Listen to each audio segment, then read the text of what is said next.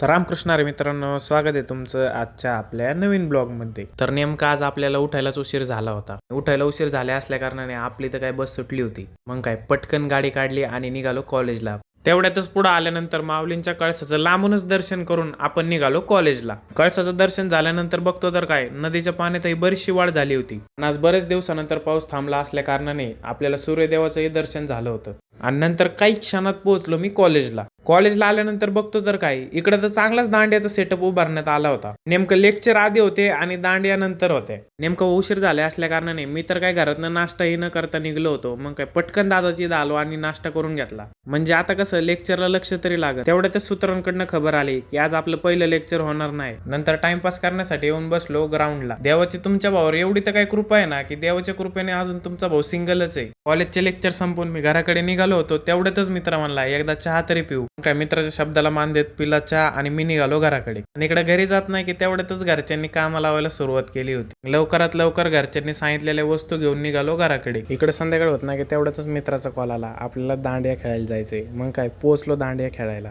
आणि आमचं इकडे दांडिया खेळणं चालू होतं की तेवढ्यातच आरतीची अनाउन्समेंट झाली। लगेचच इकडे आरती सुद्धा चालू झाली होती। आरती आवरताच आम्ही लागलो परत दांडिया खेळायला। तर चला मित्रांनो, मी खेळतो दांडिया, तोपर्यंत तुम्ही व्हिडिओला लाईक आणि चॅनलला सबस्क्राईब करा। रामकृष्ण हरी। तारा छबीला तारा रंगीला तारा रंग